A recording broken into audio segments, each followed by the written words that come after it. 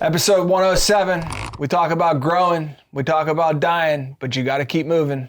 Between Two Bridges, a business-to-business podcast. This episode is brought to you by Wash. Sign up at pickupwashdeliver.com. Do the wash. Skip the hassle. All right, episode 107, Between Two Bridges podcast studios. Huh? Fancy. We're fancy like that. We're fancy. Kind of like Applebee's. So, I figured out something. What'd you figure out? I learned the fastest way to lose $1 million. All you got to do is spit on someone in an NFL football game. Well, he only lost $500,000. Well, and then he got fined $500,000 today. Another 500? Yeah, so he lost his game check because he can't play. Oh, I only saw about the game check. Yeah, and then later in the day, I guess he lost his appeal. Yeah. And I think that because he appealed it, the league was like, oh yeah, well then here's $500,000 fine. Oh. So, ouch. That's brutal. Yeah. So, but hey, there's precedent. That guy, I thought you were, never mind.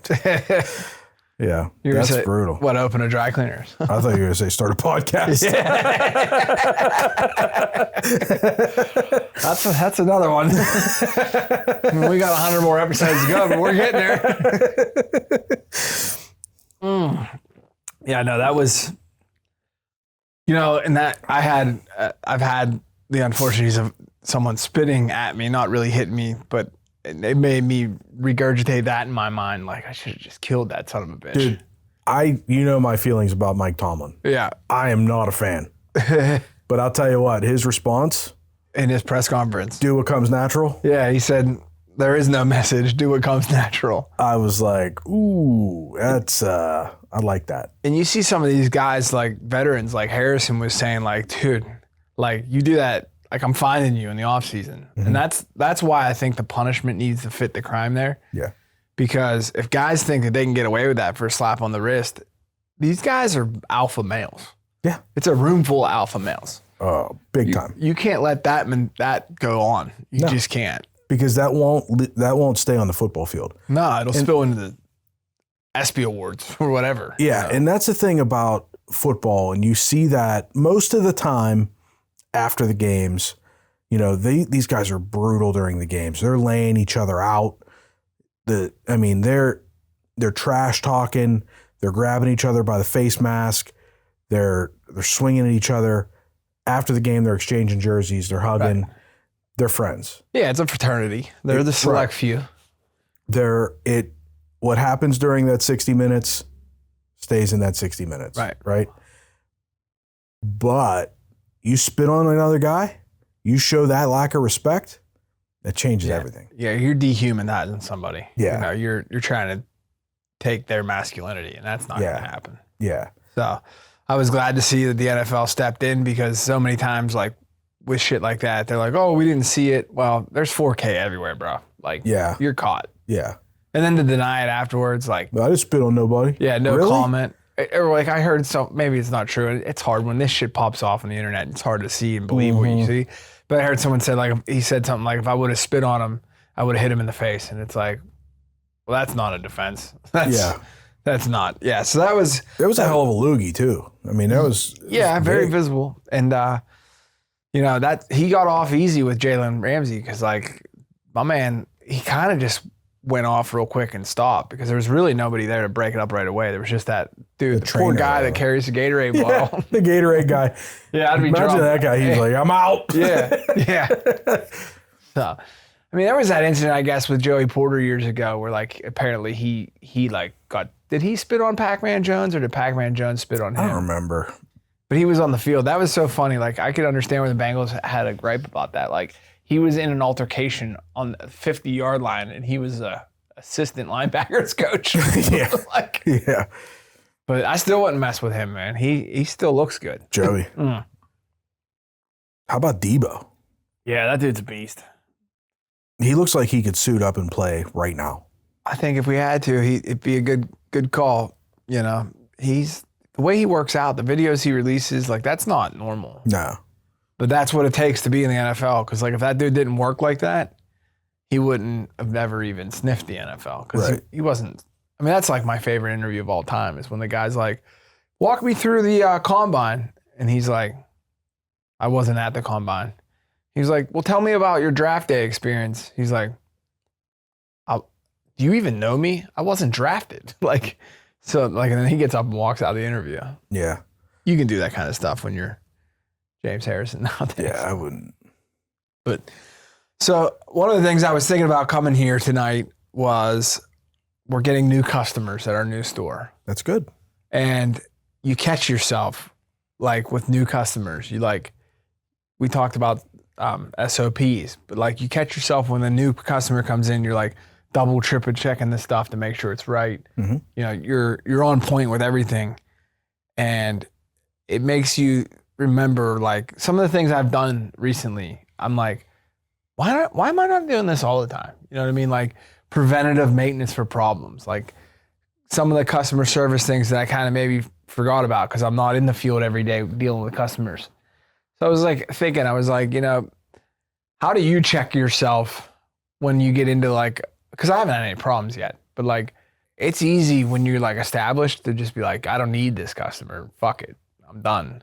When you're trying to start out, you do need that customer. You don't want that 1-star review, buddy. Yeah. So how do you how do I do it? Yeah, other than telling people to just screw off. Do you have an internal mechanism, I guess is what I'm asking. So we have a internal review process that we have here. So the monthly transactions, the bookkeeping and stuff like that, we have staff that handle that stuff. And then monthly, I review a lot of the P&Ls to make adjustments. Okay. And a lot of times sometimes it's mistakes. Sometimes it's just, I want to see things differently. One thing that I kind of chuckle sometimes with maybe your typical stuffy accountant is that they get real hard-headed with certain things, or it has to be that way. Yeah. Accounting is, in my opinion, and I have a lot of colleagues that agree with me. A lot of times accounting and finance it's an art more than it's a science. Right. Not saying that I'm doing anything that's not above board, but I want to see things a certain way. And it's not even necessarily for tax purposes, reporting, things like that, but I want to see things a certain way so that my clients can make the best decisions on their business. You know, I may look at, for example, I have a manufacturing client that we track their cost of goods sold in very, very detailed, where it's not really the same whenever you're talking about somebody in a service business, right? Right. So they're building a product, and I need to know what it's costing them to build those products every month. But there's more to it than just raw materials, right? So I'm looking at things like, okay, well, they paid $600 this month to the electric bill. Well, that electric bill, I want to see that electric bill split up between cost of goods sold and administrative costs, right, because that building is both a manufacturing plant as well as offices and administrative, right? Same thing with the rent. We want to split that. And then, you know, sometimes we'll make adjustments. We'll have a profit and loss statement that we're looking at for, you know, maybe 2 years. And all of a sudden I'll sit down with the client and we'll be looking at it and realize, hey, you know, we've been putting the delivery people under, you know, direct labor, which is basically where we have the production guys. Why don't we divide that out and actually track a separate line item for delivery? Because we need to know what it's costing to deliver this product as far as labor to deliver the product to the end customer. So my review process is not only looking for mistakes, which sometimes happens, a lot of times too, these accounting systems we use more often than not now, we use QuickBooks. Right. Just because a lot of times our clients want to be able to see it too, and it's very easy for them. Plus, there's a lot of software that works with the accounting software, and QuickBooks is, as much as you'd like to fight it because they're the big guy, they own they own it. So if you're going to use any sort of ancillary software, you kind of have to use QuickBooks. So sometimes, QuickBooks will automatically try to categorize transactions, and sometimes it'll just do it wrong. And sometimes the bookkeepers won't catch that. And the way I do my review process, one of the things I do is that I pull a profit and loss statement by month. So I'm looking at all the numbers for each month and I'm comparing them. So I'm looking for weird trends. I also have a tool that pulls all of the detail within each of those numbers and will actually flag those things. So like if they have one particular vendor that every other transaction all year has been booked to supplies, but all of a sudden one transaction got booked to office supplies, it'll pop it out to me. Right. And say, hey, this might be wrong. And then we also have an internal process where if the bookkeeper isn't sure where to put something, we have an account built into every chart of accounts for all of our clients for them to put it there so that they can follow up with the client, or I can follow up with the client and say, hey, so I have some clients that I sit down with monthly based on what their engagement is with us. Sometimes we send it to them and they have to come back to us or whatever. But that transaction will get dumped into that bucket. And during the review process, it'll, we can go to them and say, hey, what's this check for blah, blah, blah to whoever this person is. Yeah. And they can say, oh, that was this person. We had to pay him to fix the whatever. And then we can put it where it belongs. So we have internal processes for that kind of stuff. And we, accounting, I kind of have to do that review on everything, right? Because it has to be right. Right. So sometimes on a real simple client, I can get away with a simpler review and just kind of glancing over it, doing a month-to-month comparison. Yeah, all those numbers look about the same. Run a couple tools. Yeah, this all looks good. Everything's good. Go. Sometimes it's a couple hours of review. But yeah, no, we have internal processes to do that review, which is typical of any accounting firm. Yeah. I mean, that's kind of where I'm at now. So like there's things that I'm doing now because the volume's not there, but like you don't want to, like you said, you don't want to get a 1-star review for something that was preventable. Yeah. And I would think that, your staff, they've been with you for a long time and they're very good. Yeah. I've had a lot of things done at your facility and I've never had a problem. So I would think that in a business like yours, it's not necessary for you to look at every garment that's going out that door. Your process would probably be, something of like every so many you're doing a full check. Yeah, this looks good. Yeah, I think that's where I got. It's like before the new store, I was so confident in the people that work for me that I really didn't look at much. It wasn't necessary. But now, like what you're saying is like now I'm just doing like random pulls, Yep.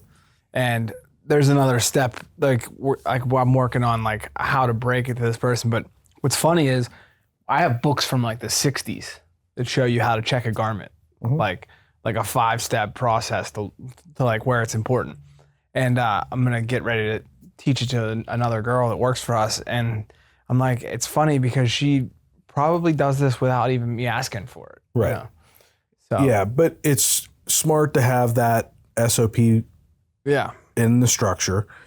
Also, wouldn't probably be a bad idea to have some sort of quality control tag, QC tag, that she is, even if it's just a our point of sale does that. So whoever assembles it is on the hook. It'll tell you which employee assembled it at the end. Yeah, and what time. But if you're training somebody to pull those garments and do like a spot check, quality control check, I would even have some sort of sticker or something that you can then see so many garments have that sticker Right. with an initial on it that, oh, blah, blah, blah, checked. And then every 20 garments that go out have a sticker on them.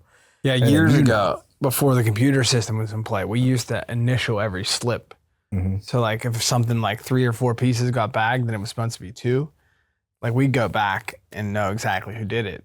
But then I kind of got away from it because there was like no consequence for it. You know what I mean? Like it was like, all right, well, we know Susie fucked up. Well, what are we going to do with Susie? Hey, Susie, you fucked up. Right. You know?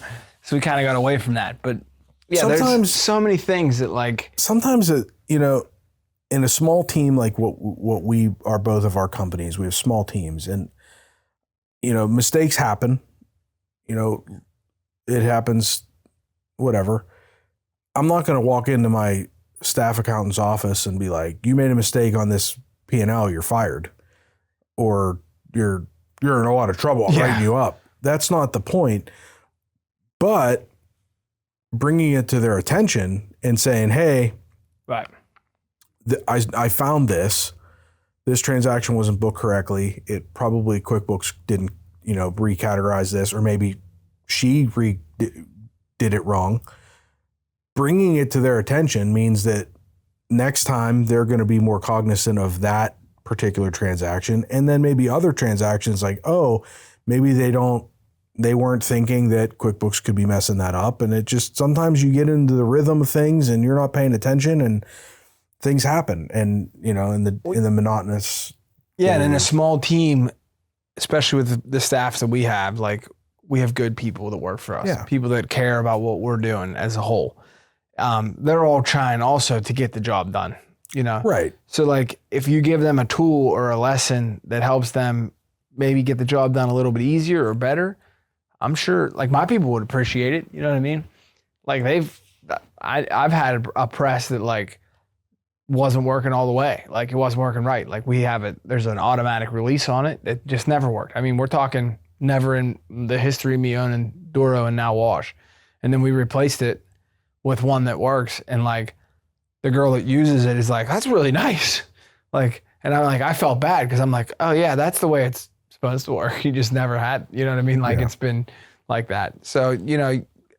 Yeah. So sometimes it's not about consequences as it is about just continuing to train and to guide your team to make better decisions. Right. And even down to like, one of the things, I think I was at a real estate event or some sort of networking event, and they were talking about team building. And a lot of times, you know, you'll have a team member that comes to you with a question, like, how do you handle this? And as the owner of the company or as a manager, you get that a ton, where employees will come to you with questions all the time. And sometimes as an owner, you think, God, can you just make a fucking decision? Can you just I don't care. Just do whatever you think is best. But you can't say that, right? During this event, whoever was speaking, and I wish I remembered who it was, and I apologize if they're listening and they're gonna be like, it was me, motherfucker. What their suggestion is to ask them, what do you think? Right. How do you think you should handle that? Because even if their answer is only 80% of the way of how you would handle it, 80% of somebody else doing it is better than you doing it at 100%. Yeah, and it's 80% the first time. It might be 90% the next time. Right. They start thinking, like, that's the thing. When you can get your people to start thinking like you think, right, you're onto something. So they come to you with that 80% and you say, I like that, do this too. Yeah. And then the next time they're going to do that and then a little bit more. And then, you know, you have to continuously mold your people to do how you would do. Also keeping in mind, and I hear this all the time from my clients that own businesses, they bitch and moan about their employees. My employees don't care. My employees this, my employees that. Listen, your employees are never going to care like you do. Right. They don't own the company. They don't give a fuck about your company. Even like the ones you do. that say that, like, oh, I treat it like it's my own. No, they don't. They treat it like they would treat it if they didn't have to pay the rent, the electric, the utilities, Yeah. you know, there's nobody that's going to think about it the way you think about it. It's not theirs. Right. And they're just not. Yeah. And at the end of the day, their paycheck's the same, you know? Right. So it's. And you may have, and I can think of, as I'm saying this, there's one particular employee for one particular client of mine that is probably the anomaly. And I'm not going to call them out. I'm not going to say who it is because our listeners will know. There's one in particular employee that I can say this person probably does lose sleep over the betterment of the business.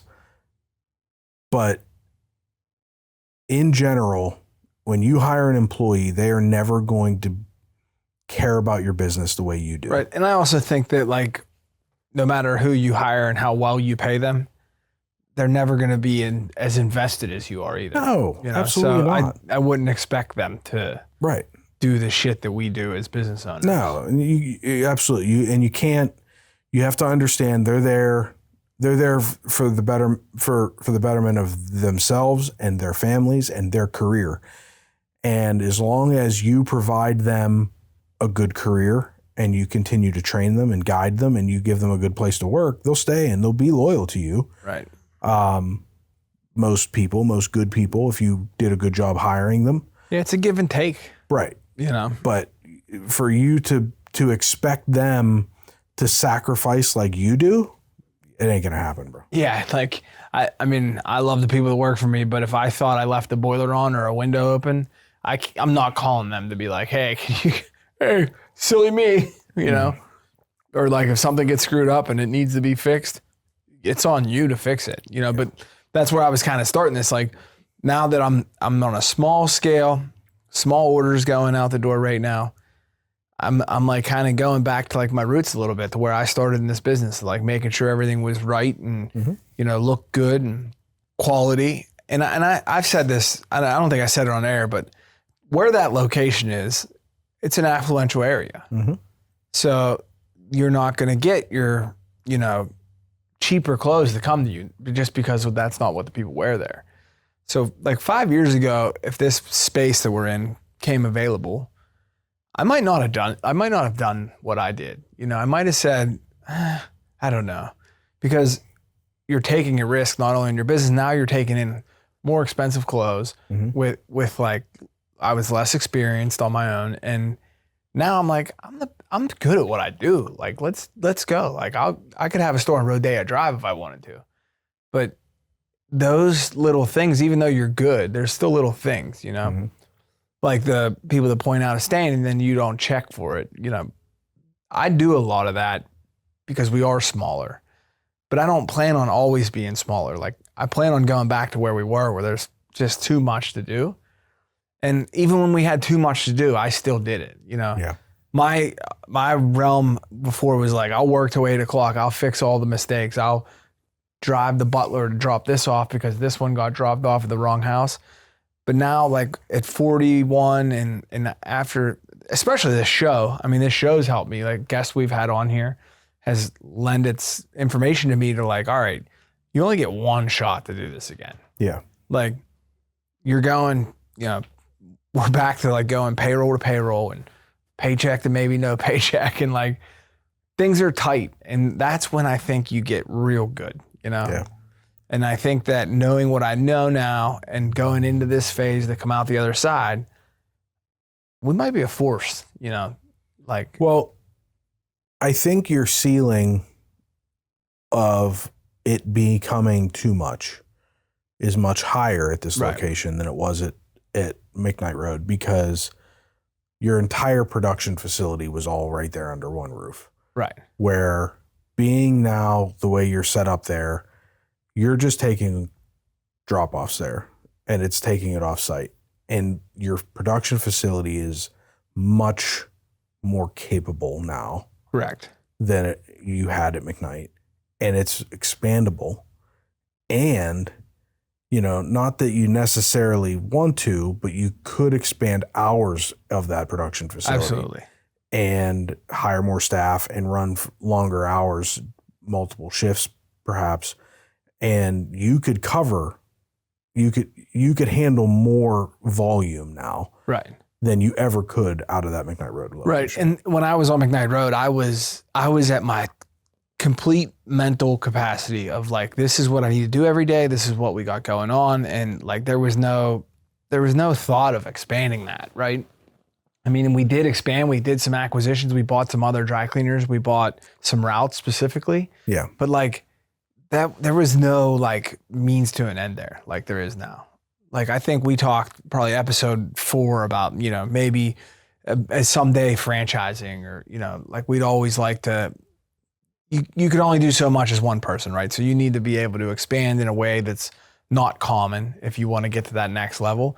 And my dream's not to own 2,000 wash, laundry, and dry cleanings and just drive around like a maniac.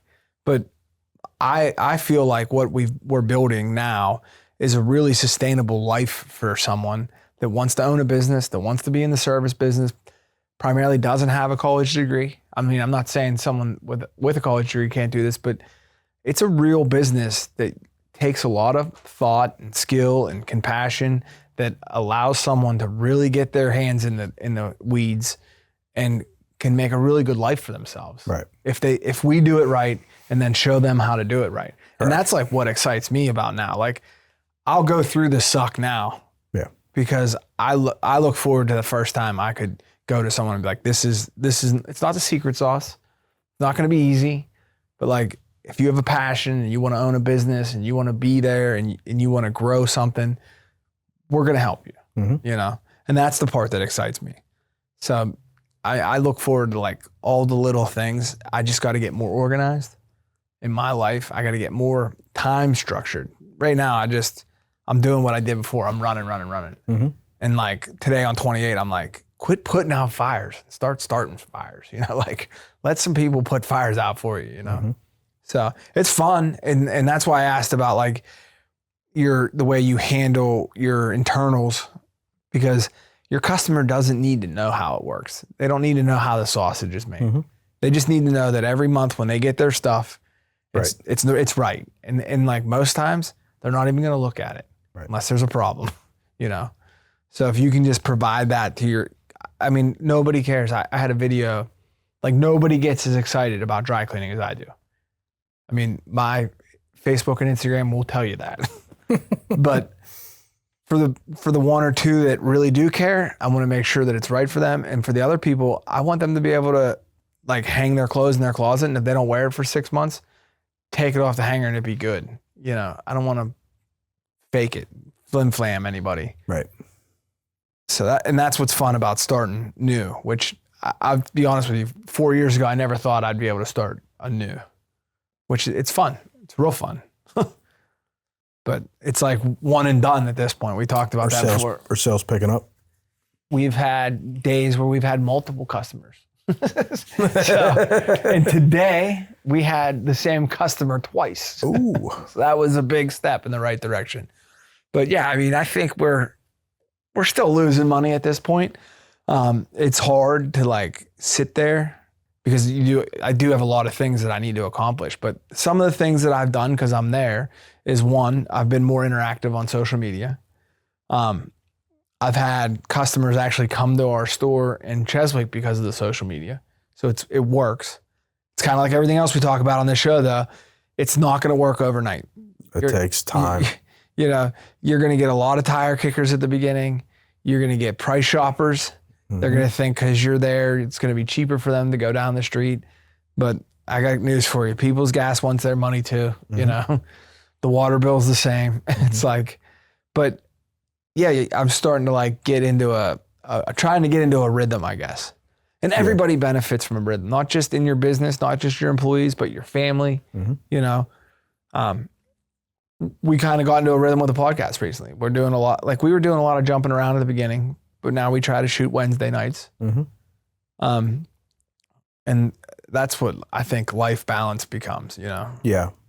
It takes time, sure our listeners have seen that we've both been putting a lot more effort into putting things out on social media. It's a slow process. I have had a lot of people text me and call me and Bust your balls. talk to me. Not necessarily busting my balls, actually. Just, yeah, some of them. I mean, Well, I got had a one new guy, nickname out of the deal. They call me Joey Buttons. Joey now. Buttons. Yeah. I had a client call me that I don't talk to very often. And he said, I feel like I see you every day. He said, I see you on my Facebook every day. That's the point, though. But that's exactly it. Right. That's the point. Just getting myself in front of everybody every single day with a little bit of content. But I've seen, I study those analytics on every one of these videos. And I've also been leaning a lot on ChatGPT to understand it and learn about the algorithms and what each of the platforms like and why some videos are performing better than other videos, and trying to understand what works and what doesn't work. And it's really, really interesting to learn the science behind how this stuff works. And it's funny because since I started really studying this, I'm noticing that some of the big creators on TikTok and Instagram, they're doing the stuff that ChatGPT is telling me, like, this is the kind of stuff you want to do. And then I'm going on, and some of my favorite creators, I'm like, oh, I see. Okay. Yeah. I see what he's doing there. Thank you for listening. And now a brief word from our sponsor. You've got a full plate. Kids, meetings, workouts, side hustles. There's better things to do than laundry. Introducing Wash, laundry reimagined for the modern world. Schedule your pickup in seconds via the convenient web app. Wash picks up your clothes, cleans with care, and brings them back fresh and ready to wear. But it's more than garments. From bedding and table linens to shoes, hats, purses, and more. Wash handles all your life's fabric, leaving you more time to do you. Visit pickupwashdeliver.com and see how convenient it can be to do the wash. And now, back to the show. Yeah, we live in an informative world right now. Like we can, and the other thing, like I think, maybe if your passion is shooting videos of what you ate, or, you're just trying to like get that viral sensation, I get that. But one of the things I started looking at was like, I have some videos with a lot of views. I have some videos with no views. I have some videos that I thought would do well that don't, and it's, to me, if there's 3 views on a video, obviously that's not something. Who cares? But to me, when I sit down and think about it, that's 3 people that saw my business today, that if I did nothing, right, they don't see it at all. Right. Yeah, 100%. And then you have a video that does 1,000 views, and that's 1,000 people that saw your face today. Yeah. 1,000 people. I mean, that's good. I mean, that's good marketing, and it costs you nothing. One of the things I like about what you've been doing is they're informative, right? Yeah. So like you don't have to be a client of Landmark to benefit from those videos.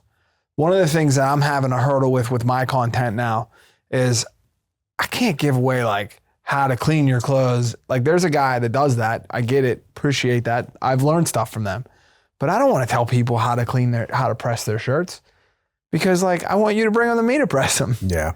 So yeah, I get that. And I don't necessarily think that's the answer.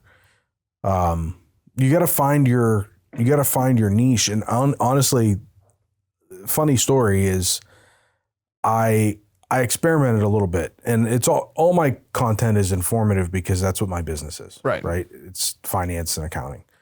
So that's always been what I've done, is kind of explainer videos. And, my struggle has always been, I wish that my business was cooking or cars or something fun. Right. But it's not. It's accounting and taxes, and it's boring as shit. Right. So I've always struggled wrapping my head around, how do I make this something that people aren't going to just swipe right by? And I made a video, I don't know, a few days ago at this point, because I've been doing them every day. And I downloaded an app to edit it, and I had the text overlay and the captions, and I thought I did such a good job. I'm like, this is gonna be great. It's super informative. This is gonna be a great video. It's gonna do so well. I put it up and it did shit. I liked it. I mean, you did. You're about the only one. But like, it just fell on its face. And I'm like, I don't understand. This video was great. And I spent so much time editing it, and it was like, it's perfect. So I went into ChatGPT and I'm like, all right. So I made this video and it flopped. And I edited it, and I just thought it was going to be so good. It's very informative. I thought it was a really good topic. I don't understand what happened. How can you provide me some insight on what I did wrong? Right. So it said, can you give me a screenshot of the opening scene? Give me the first sentence of your opening line. Give me an idea of your topic, what time you posted it, and how long your video is. So I did. I did all those things. I wish you could upload the video. I wish you could too. I was looking for it doesn't let you workarounds. do it. So I did all that, and it was like, yep, here's all the reasons why that failed. Your video is too long. I started the video with, all right, guys, and then I started in, and it said, you literally have 1 to 2 seconds to capture your audience. You have to understand these short videos, whether you're on TikTok or Instagram or Facebook, people are doom scrolling. So if you have 1 to 2 seconds, you got to catch them. If you don't catch them, they're gone. And they said that to do that, you have to be animated, you have to be loud, you have to say something, you have to have something on the screen that's going to catch their attention in that first 1 or 2 seconds, and it's got to keep them. I posted it at like 3 o'clock in the afternoon, and apparently that is like the worst time to post because kids are getting off school, people are wrapping up their work day, nobody's on social media. It's just a terrible time for my demographic.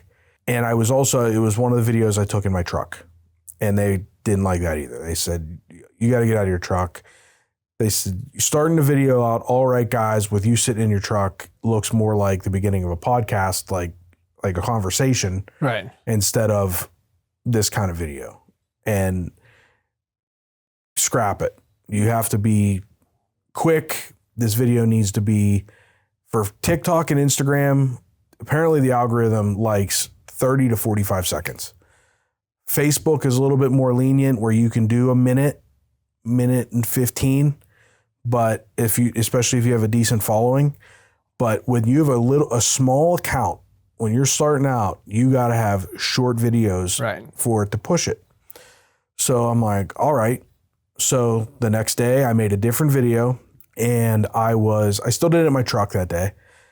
Cause sometimes that's like the easiest place for me to record because it's like the time I have to myself. I was much more animated. So the beginning of the video, I was like swinging my arms around. I was loud, and I just started right out. And it was actually like kind of me going on like an angry rant. It was a much shorter video. I posted it like first thing in the morning, made a couple other tweaks, posted it, and it went from like maybe 100 views to like 1,300 on Facebook and 2,500 on Instagram and 1,100 or 1,200 on TikTok. Like, really, really like 10x what I typically get. I was like, oh, okay. And then since then I've been doing the same thing. So then what I've been doing is I literally post a video, and then after about like 6 to 8 hours, I take screenshots of those analytics and I put those into ChatGPT, and I'm like, here's what my results are at this point after this amount of time. This is the trajectory, and those analytics show you not only how many views, but your audience retention, and like, so how long the people are actually watching the video, and what percentage of your viewers actually make it to the end of the video, and how many people are actually engaging, and so many different pieces of the analytics. And then it tells you like, okay, here's what you need to do now to keep the platforms pushing the video. Facebook is really big on replying to comments and keeping the conversation going.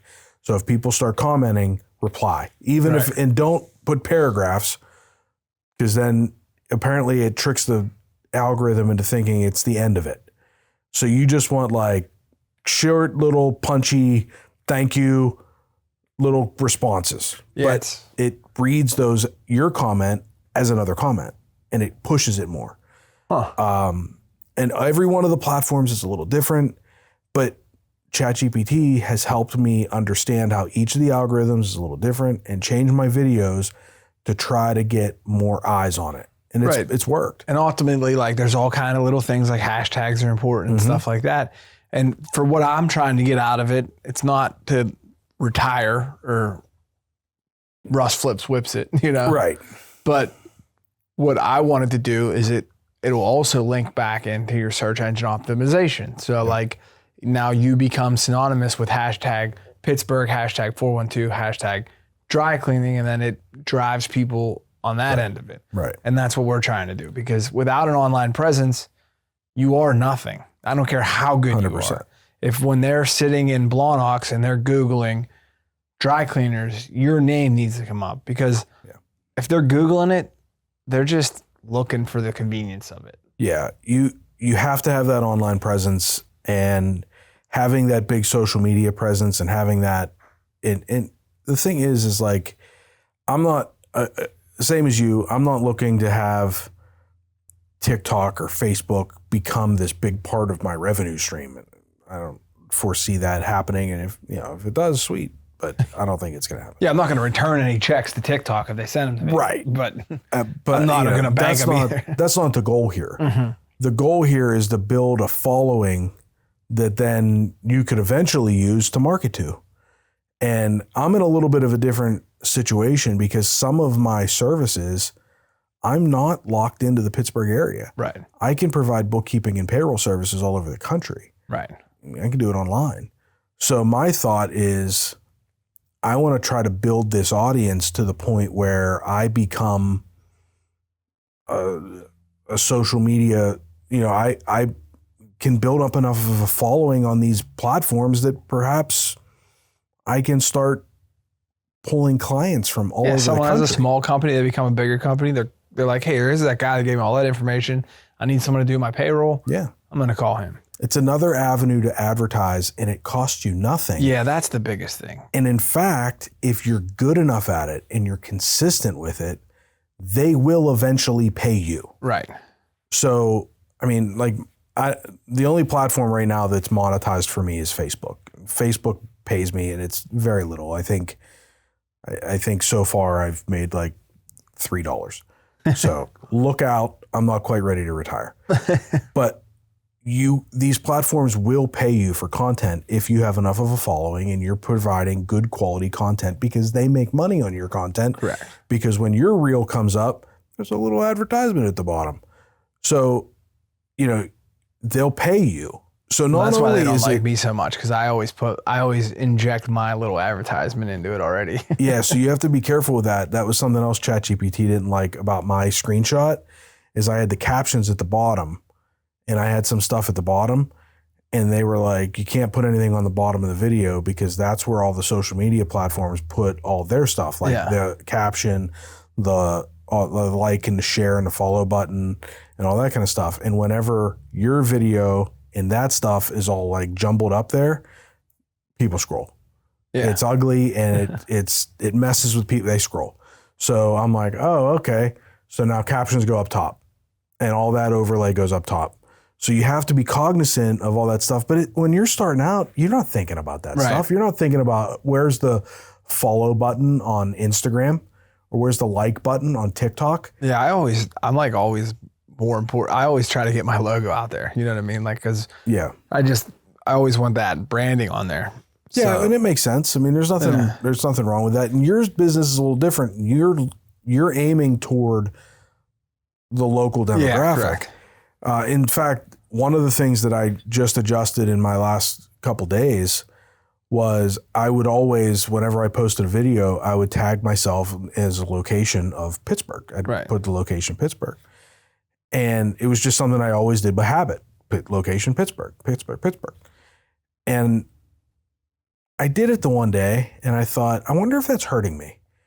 Because like I said, my services expand outside of the Pittsburgh area. Does that force these platforms to just show it in my geographical area?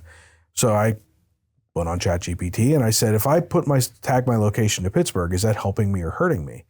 And it said, to be honest, it might help you a little bit, or it could be hurting you. Right. So, and it just said, it depends on your business. If you're trying to get your content out to just your geographical area, it could help you. But if you're not, if you want to try to get it out nationally, skip it. Yeah. Yeah. Cause in my business, like 27,000 views in Oklahoma is not helping me. And I see that that's a severe problem. The people that pay Facebook to advertise, they are paying for clicks, right? And views. You gotta be very, very careful when you're And how many times have you been doom scrolling Facebook and you see, oh, that's a sweet window tint place. Where are they? Yeah. You look them up, Utah. They're in Michigan. It's like, exactly. That dude just paid for me. Right. And he's never going to get a dime from me. Yeah. So it happens all the time. Yeah. And that's why like I've enjoyed this part of it, because like we talked about the cost of entry is zero. Yep. It's your time. One of the other things is it like kind of takes me down memory lane. I start thinking about things that maybe ups and downs in my business, things that I did well and things that I didn't do well. And you start writing it all in a journal and you're like, how can we do it different? Funny enough, I did the Mr. Buttons video and I have not had a customer complain about buttons ever, because we've been very good at buttons. And then that video goes out and like 3 days later, you broke a button. I had a customer send us a message through our point of sale saying, hey, I got a shirt back. 2 of the lower buttons were broken. And I'm like, there's no way. Like what? And sure shit, he sent the shirt back. It was like a heavier flannel. And he was like, I wore it like a jacket, so it wasn't a big deal. And I'm like, but no, that's not us. That's not what we do. Like, I'm like, someone was out there trying to screw me. Like, bad juju. Yeah. Well, that's the truth though, too. I mean, in business, juju's real. Yeah. Like you could have 1,000 clients and then you could have a good friend that's looking for a new accountant and you start giving them the sales pitch and then they're getting audited and you're like, I haven't had anybody audited in a year and I talked all this shit about especially when you talk shit. Yeah. That's one thing I refuse to do. I don't care who you use as a dry cleaner before me. I will never say anything bad about them. Yep. Because as soon as I start talking shit, the problems they never had there are going to come into my establishment. Yep. I never talk shit. Yeah. I'm like, what's that? The guy eats the chicken, Major League. Yeah. I never, ever talk shit. Yeah. People come in, they complain about their accountant and this guy did that, and he did this. And I'm like, yeah, I mean, I'd have done it differently, but you know, we all run different businesses and you know, because it's just a matter of time until that client's like, you know what he never did? Yeah. He never got me audited is what he never did. And it's like, shit. Yeah. I don't, I'm very careful about that. And I think when you work like we do in our business, you have respect for that. Like you could almost understand like, all right, I know that's not how I would do it, but I could understand why he did that. You know, you almost know too much. It's a professional courtesy. And you know, in my business, people switch accountants. Yeah. And every year I'm calling some other accounting firm to get a depreciation schedule for a new client because I need it to do their taxes, and I'm calling because I need a professional courtesy. I need, hey, I'm sitting down with Joe and I'm doing his taxes this year and I need the depreciation schedule from last year's taxes. It's not in his book. I need you to send it to me. I'm going to send you an email. I'm going to copy him on it so he can confirm that he's okay sending it to me. Can you send it? You know, and 98 times out of 100, no problem at all. Right. Every once in a while, you get the guy that gets all jacked off. What's funny is whenever you get the accountant that's like, that mother, coworker. Let me tell you about that guy. He's not going to pay you. Yeah. You make sure you get paid up front. Yeah. That's what you get, the ones that are. But because of that, I've got pretty good relationships with most of my competitors. And I've had that happen in my business before too, like where, you know, like even though we're not like calling about, well, how did you press Mr. Smith's shirt? You know, you just talk to your local people enough that, you know, you start talking about so-and-so and they're like, was her name Jen? Was her last name Lady? And it's like, yeah. He's like, I threw that bitch out of my store for the same shit 6 months ago, you know? And it's like, oh yeah. I've had accountants call me, blah, blah, blah, called me. I'm doing their stuff. What do I need to know about this person? Yeah. What's the story? Because I know there's more to this story than what I'm being told.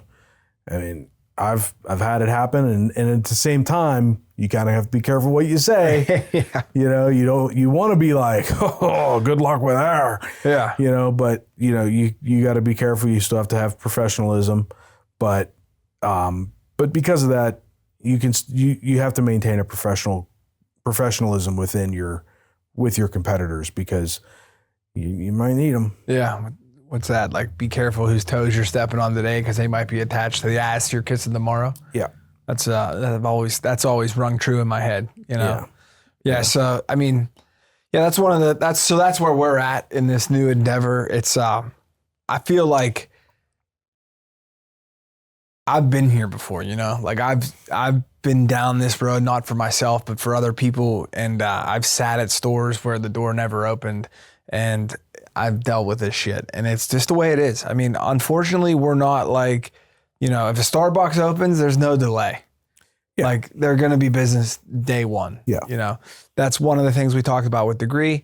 You know, they're going to be busy day one because they have a formula. What I'm trying to learn is like a little bit of the social media. I'm trying to learn a little bit about what I could have done better while opening this one, because I don't plan on this being my last one. Right. You know, and then when we talked earlier about, like, if I have the opportunity, I want someone to be in the driver's seat like Dan when he's opening his place, and not sitting there like, I don't want a phone call 6 weeks later, be like, hey, we made $100. What the fuck's going on here? Right. You know, we want to learn how to capture. And unfortunately, I don't have the bankroll to just hire a big company to tell me how to capture. But also, I don't think a big company understands the business like I do, you know? So I'm trying to play the game here right now. Yeah, the key right now is you got to build that brand recognition. You have to become a household name. Right.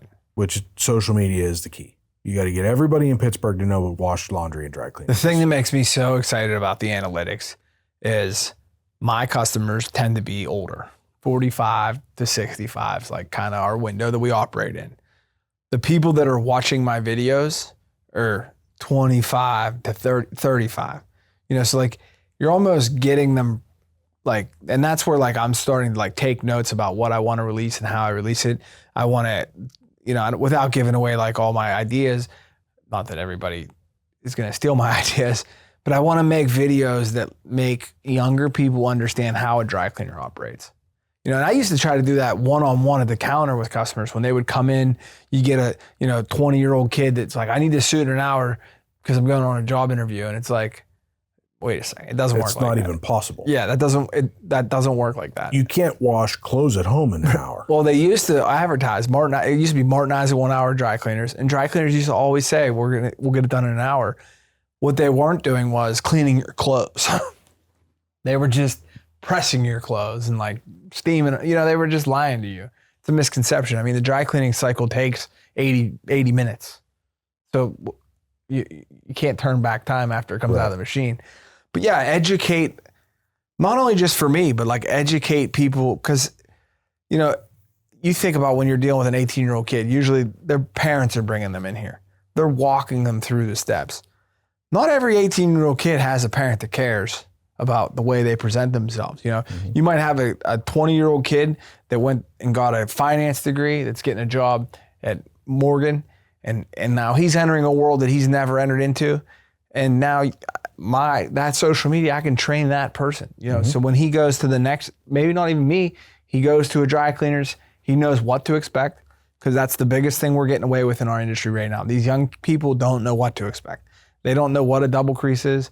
They don't know what a nicely pressed shirt should look like, you know? So like, I want to educate, I don't want to talk shit on any dry cleaner, but as a consumer, you should know what to expect. Yeah. Because I'm a big advocate for higher prices in dry cleaning. So the guy that's charging $295 for a shirt and that's getting the guy that doesn't know what to expect, I'm trying to put him on the hook and make the whole industry better through that. I mean, and so that's kind of like why I enjoy what I'm doing. Now my videos are kind of like all over the place right now because I'm like trying to figure it out, but it's fun to like kind of come up with a diagram and a roadmap. Well, that's the whole thing. And that's what I kind of did, where I was making videos kind of all over the place. I figured out what worked. Right. And now I may have found my little niche here. So if you're watching my videos and you're like, man, Jerry seems kind of angry. Those are the ones that are kind of working. I'm punching him in his shins underneath the desk. I mean, just like the blunt, quick explainer videos that I've been posting are the ones that are getting the most traction. They're quick. They generate a kind of an emotional response. Like people relate to it. Right. Like, yeah, I agree with that. You know, like, yeah, that sucks. And then I can explain why it sucks. And they're like, yeah, but they're watching it. Right. So that you find that and niche. For you, like you said, it's not, if you get 1 million views, great. You might make 30 cents, whatever. Right. But if you got a message one day and someone said, dude, you really helped me out of a bind. Like I was able to like curb my finances. I understood it more. Thanks for your video. I'm sure that would mean more to you than like a lot, you know? Well, I posted a video a couple days ago about the credit bureaus, your credit. And I had a client that texted me and said, wait, so if I pay my credit card bill on the statement date, that's not good for my credit report? And I'm like, no, the amount that you owed on your statement date is the amount that gets reported to your credit bureau. Right. So if you're close to the max on your statement date and you always pay it on the statement date, even if you pay it in full, your credit bureau thinks it's always close to maxed out. And that's why the credit card companies like auto pay. You know? Because one of the things that, you know, I learned through a smaller card that I had was, you know, if you have it set up for auto pay and say your minimum or whatever, you're paying $150 a month, but you made a major purchase on that card, well, they're not going to call you and say, hey, your auto pay is no longer, it's not even paying the minimum balance. It's not paying your minimum payment. So, you know, you go a month or two like that and you're like, oh, now, wait, I got a late fee? How did I get a late fee? Right. I have it set up for auto pay. It's like, no, because you bought that, you know, air compressor on this card through us, you know, your balance went from $800 to $4,800 and you're now in the rears to us. And oh, by the way, that introductory rate and all that other shit, that's all gone. And we're charging you the whole bang, you know? And so that you could be looking at like now your minimum payment jumps $150 plus you're in the rears. So yeah, you got to pay attention. I mean, I know you released a video about the finance, pay attention to your finances. Right.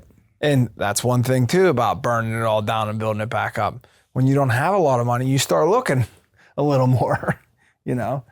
But I'm sure we both have people in our lives that like, they have successful businesses, but until they have someone that's paying attention to their finances and not just to your, like what your point is, like your business, it's all the little shit, you know. We talked about it on here before. You got to pay attention to all of it. Yeah. But that's what makes me like understand, like when I said I had no time, it kind of reminded me of like before kids, you know, like when you're 20 and you got no kids, no wife, you're like, I don't have any time. There's always more time. It's about structuring your time and organizing your time. Get up earlier, stay up later. Right. And prioritize your time. Yep. And what's important now might not be important 6 months from now, but what's not important now might be important 6 months from now. You know, I saw a video before I started doing this every day, and it was kind of probably what was like, maybe a little bit of a rude awakening. It was a TikTok video, and the creator was like, if you're not making content, you have a major problem in this world right now. If you have a business and you're not putting content out, Right. and if you're not spending at least as much time making and posting content as you are consuming content, Yeah. that's your fucking problem. Right. Yeah. 100%. When you're hitting your time, like when you're hitting your daily limits on Facebook and you did nothing for your business, That's a problem. then you might as well have just thrown that time away. Yeah. And Yeah. we're all guilty of it, of, logging on to TikTok and doom scrolling and then you're like, oh, I'll just jump on here for a few minutes. Next thing you know, it's like, holy shit, it's been 45 minutes. Yeah. Like it goes by. And I'm like stealing content to use in my stuff, right? So now I'm scrolling with a purpose like I've never done before. Yeah. Like honestly, like if it doesn't pertain to me, I don't even like stop to listen. Like I'm looking for certain things. To stitch with and stuff like Right. that. And like it's changed the way I function as a human. Yeah. But it's also made me realize that like you said, if you're not doing something for your business out there, I don't care if you install Christmas lights or if you're making flower arrangements. I mean, some of these people that have had mundane jobs that put together floral arrangements, they started filming content. Mm-hmm. And now you couldn't call them and get a floral arrangement if you wanted to. Mm-hmm. I mean, that there's a guy that my wife watches that does like fantastic floral arrangements. That could lead him to doing the centerpieces at the White House. 100%. And maybe he doesn't want that. Yeah. Maybe he's good just doing as many as he can fit in, because with social media, he's probably as busy as he can possibly be. Right. And that's when I caught he can probably charge whatever the hell he wants. Yeah. And that's what I was saying about busy. Like there's levels of busy, and when you're so busy, I think we talked about it with Greg whenever he was saying about like, build a team, expand it, expand it.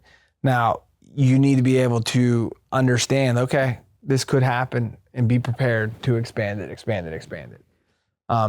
Yeah, it's like we talk about it on it. The business is changing, right? And even if like you get 50 views and 100 views or 1,000 views, the next dry cleaner that does what I'm doing or tries to do what I'm doing, they're going to be playing catch up forever, because the first one, it's that guy, what? No way. Boom. Or you're telling me for 40 years, like those guys were the first ones. Yep. 100%. There's a lot of people that try to play catch up to that and they won't ever catch it. It's the first guy that decided to put car sales content. It's the first guy that decided to put, look at Dave Portnoy. Yeah. Dave Portnoy decided I'm going to start doing pizza reviews. You ever watch his first pizza reviews? Terrible. They're fucking terrible. Yeah. They're so cringy. And this is like not just social media. This is like life in general. Who's the first guy to say, I'll give you an advance on your tax return? Mm-hmm. Or I'll, spin and balance tires for free. And that dude made so much money that the government had to go in and go, whoa. That guy's making way too much money. That's illegal to make that much money on these people now. Yeah. Like we're all in business to make money. That's the goal. And if you're not, then you have a hobby, right? Right.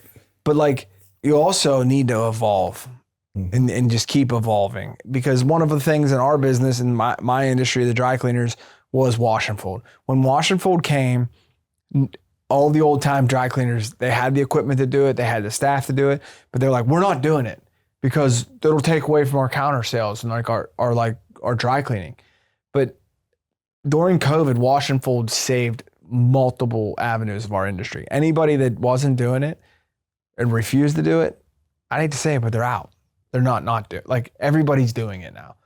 Like, and the funny thing about the consumer is the consumer will say, wait, you do laundry?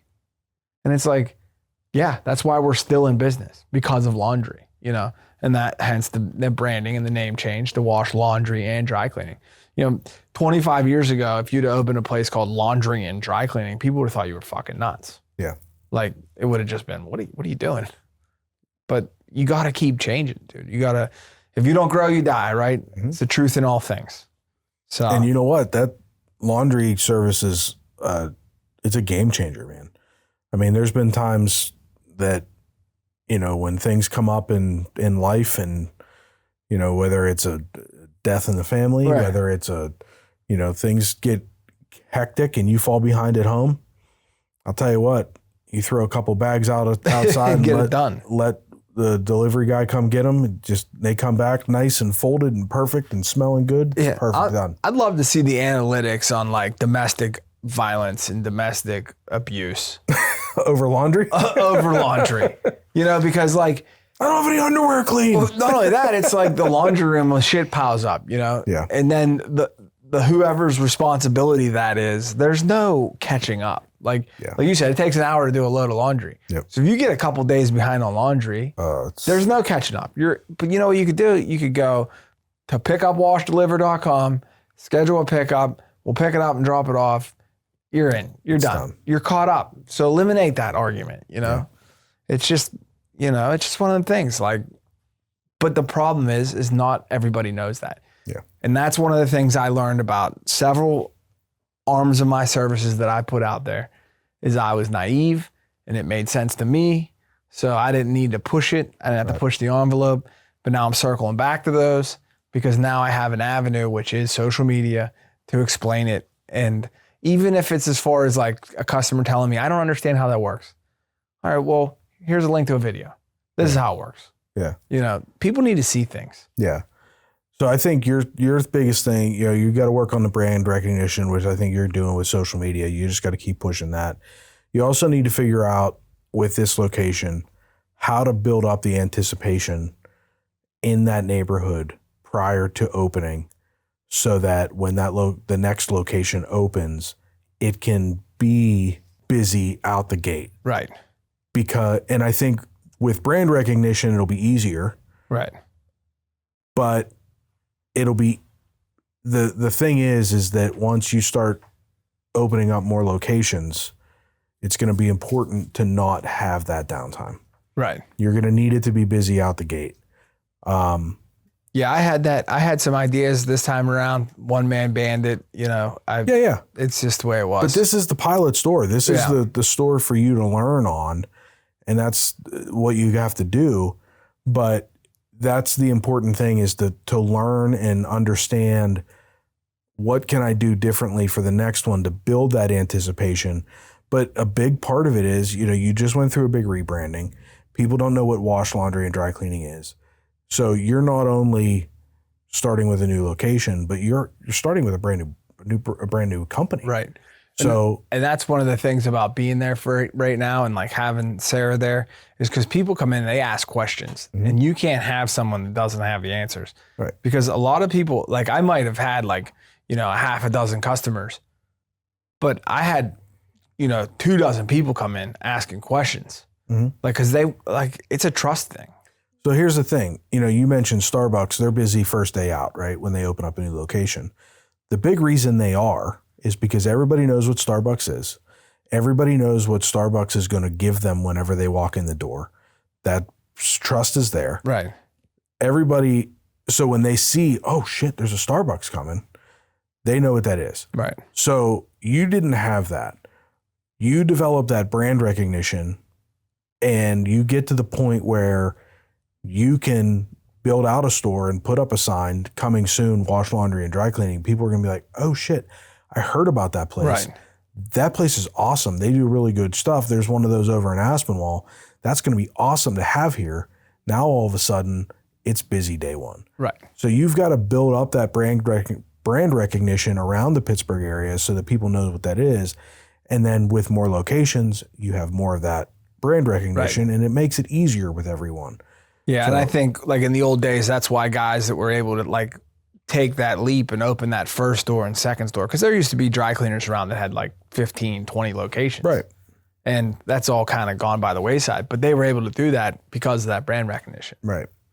So it'll come. Yeah. But this is the learning curve, and thankfully you can swing it, and we'll get there. Yeah, and I think it's funny because sometimes I just take a breath down there and I think, this is kind of nice for a second because it's not going to be like this forever. No, so it won't be. It'll be busy, and once it's so busy, you'll just start over again. Do it again. Yeah, insanity. What's the definition of insanity? And just same thing over again. Yeah, but that's all right.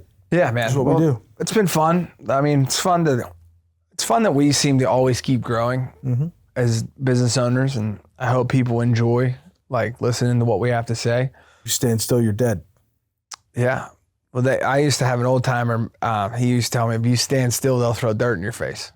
So good hockey talk was what they say. Yeah. So, love you, bud. Love you too, bud. And until next time. Thank you for listening to Between Two Bridges, a business-to-business podcast. Find and follow us on your preferred podcast streaming platform. Like and subscribe, and leave us a rating and review. You can join us socially on Facebook, Instagram, TikTok, and X. You can email the show at info@betweentwobridgespodcast.com. Until next time, make it till you rake it. Put that in there, motherfucker.